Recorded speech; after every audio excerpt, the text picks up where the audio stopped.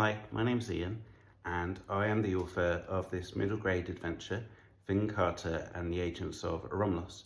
It's the first in a new series, and it has themes of family, friendship, trust and betrayal. It's got some sci-fi and some laser blasters and all kinds of things going on, but I've been asked to do a bit of a reading, so I thought I would start at the beginning. So here we go, eek, with chapter 1, The Unexpected Message.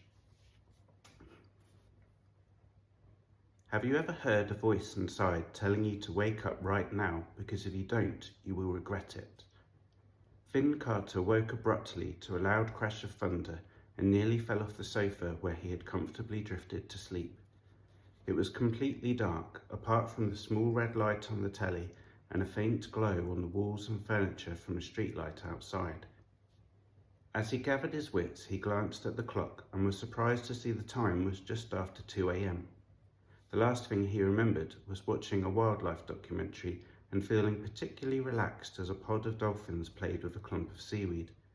The weather at the time had been fine, but now rain was hitting the windows hard and wind howled and swished around the outside of the house. As he crossed the living room to the open curtains, he wondered why his mum hadn't woken him. Lightning flashed across the sky as he spotted the wheelie bin had blown over on the drive, but where was his mum's car? Starting to worry that she hadn't made it home, he closed the curtains and moved into the hallway where the answer machine beeped at him. He pressed the machine button and was relieved to hear her voice. "Hi Fyn, I hope you're okay. I'm so sorry, but the storm has uprooted a tree through Florence Park and I can't make it back from the conference tonight. The company are paying for us to stay at a hotel, so don't worry. Make sure you lock up and you should be fine. I'll try your mobile just in case, but I'll see you in the morning. Stay safe. Love you." She usually called the home phone, thinking he would be most likely to see a message on his way in or out of the house. He found it amusing that they even had a landline, as she was the only one who ever phoned it, but in fairness, she was right. He felt his pockets and realised with no concern that his phone was still on his bed.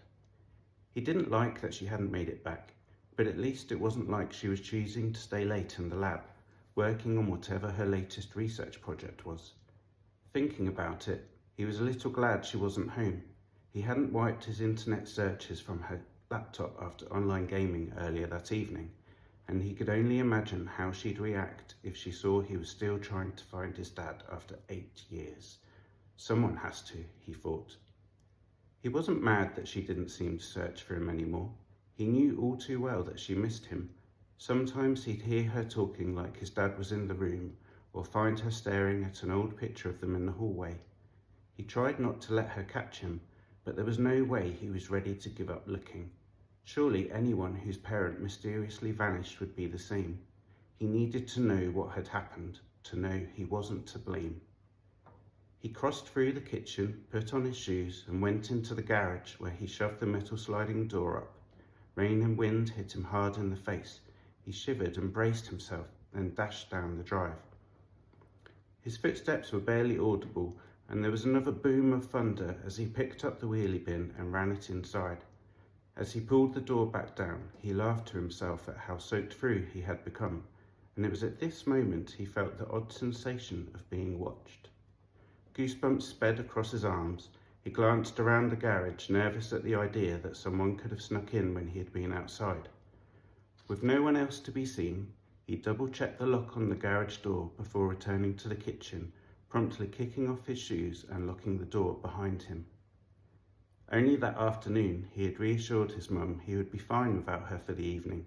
He was 12 after all, but he hadn't counted on being alone all night or on feeling creeped out. Now he wasn't sure if he felt safe at all. Rain continued to pelt down as another trail of lightning zigzagged across the dark night sky. A steady rumble of thunder rippled through the house like the aftermath of a giant's footstep. Rather than imagine what might be lurking around any corner in a shadow, he stood for a moment in the kitchen and tried to calm his thoughts. As he began to feel at ease, he was distracted by the water dripping from his clothes to the floor and scowled at a sensation he truly hated: soggy socks. He dressed for bed and listened to the other message from his mum on his mobile, then worked his way around the small bungalow, turning on the lights one by one to check for anything out of the ordinary. He was very careful to ensure all the windows and doors were locked. Then he cleared his browser history from his mum's laptop and went to bed. As he switched on his lamp, several flashes of lightning lit up the room. Immediately afterwards, thunder exploded above with such force that his bedroom walls shook, and a large marble rolled off the shelf, thudding loudly as it hit the floor. He opened his mouth in awe, wishing he wasn't alone, and noticed the skirting board next to the marble. It was glowing. His eyes traced the edge of the room to the gap at the bottom of his bedroom door. A peculiar blue and white light was shining through. Could it be torchlight? It lingered too long to be lightning. What if someone else was in the house after all? He gulped and instinctively made himself still, breathing slowly so as not to make a sound. He listened hard, but all he could hear was the storm. The light under the door continued to shimmer brightly. He picked up his phone, but placed it back down. The last thing he wanted to do was call someone in the middle of the night and get in trouble for waking them up, especially if it turned out he was overreacting. Instead, he crept quietly across the room and placed an ear to the door. There was no sound from the other side. He looked around. There had to be something he could use to feel a bit safer. Yes! He lifted a tennis racket from the messy pile of things on the chair next to him. Then, with a little more confidence, he turned the door handle. Peering through the gap, he saw the shimmering light on the walls and carpet, but nothing else of concern. So holding the racket firmly, he opened the door and stepped into the hallway. Thunder rolled overhead, but he could hear something else. It sounded like a voice. His heart thudded heavily in his chest. He tiptoed down the hallway and stopped outside the glass-panelled door to the dining area. The light was shining through it from the living room. "Fyn, are you there?" He froze and held his breath. There was a man in the house. Had he been there all this time? Fyn stepped back. How did he know his name? "If you're there, I need to talk to you. It's okay, I won't hurt you." He wanted to stay still, but the man's tone sounded urgent. What if it was important? What if he was needed? Compelled, he stepped forward again, and then further still until he found himself marvelling at an extraordinary sight.